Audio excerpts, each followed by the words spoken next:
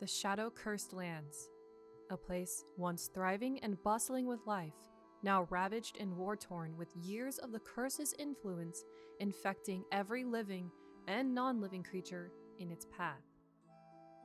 This place is filled to the brim with subtle lore, environmental storytelling, and hidden clues that paint a once revered Selenites fall into the dark side of his faith. Among this shadowy landscape is a final beacon of hope. A bastion of Saloon remains to the north, which is fittingly named the Last Light Inn. Here, surrounded in the protection being channeled from Isabel, you can find a brief respite in the cold, necrotic wasteland. This place has certainly seen better days, but you can find all manner of evidence of this once bustling business.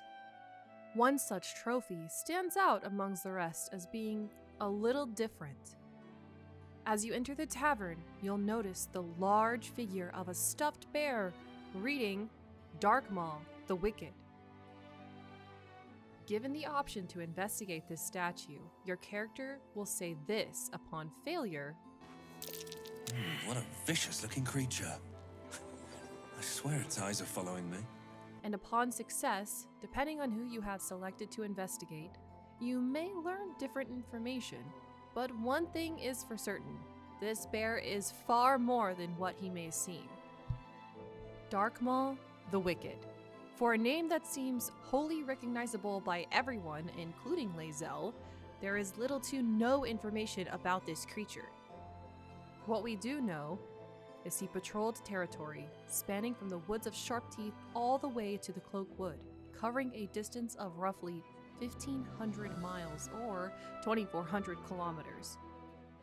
Considering the average bear covers roughly 15 square miles or 24 square kilometers, this certainly is a feat in and of itself. We also know he was ruthless, murdering for fun, and seemed to have a favorite enemy in the weak, specifically children. This is confirmed from a unique dialogue with the Storian who says, "That bear, Darkmaw the Wicked, the terror of Cloakwood.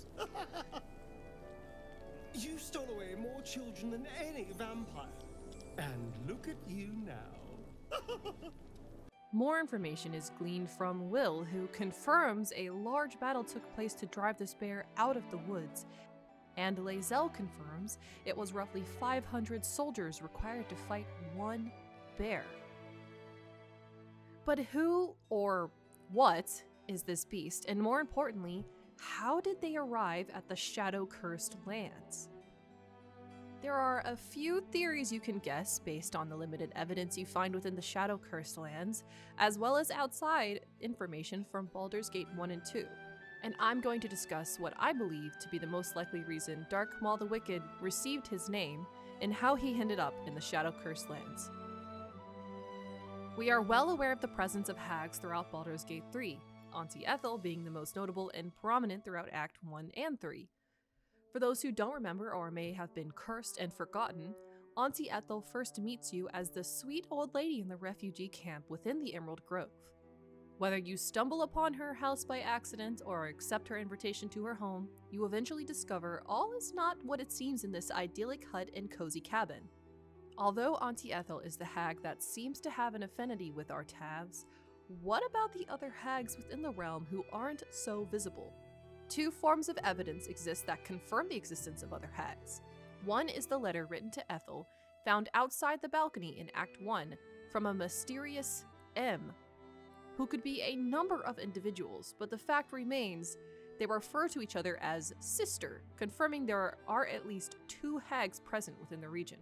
The other confirmation that Ethel is part of a larger family is only seen if you failed to save Mayrina's child in Act 1 and failed to save Vanra in Act 3. You will receive this letter from Auntie Ethel, which details how she has grown her a nice little coven, and the Sisters of the Seeing Pearl will rise once more. Traditionally, hags are powerful creatures by themselves, but together in covens consisting of 3, hags evolve into a much stronger and dangerous group of creatures, bestowing regional effects in addition to standard lair effects. These regional effects range from altering the appearance of their domain in a 1-mile radius to controlling creatures with an intelligence score of 2 or lower. Now, the average stat block for a brown bear places the creature with an intelligence score of 2, meaning Darkmaw is a prime candidate for hag mind control.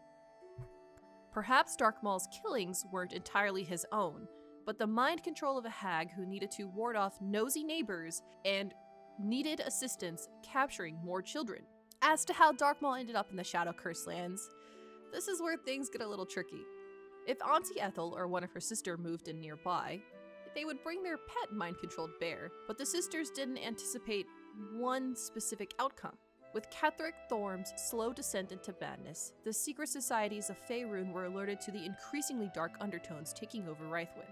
These secret societies dispatched their own agents to the region for personal investigation.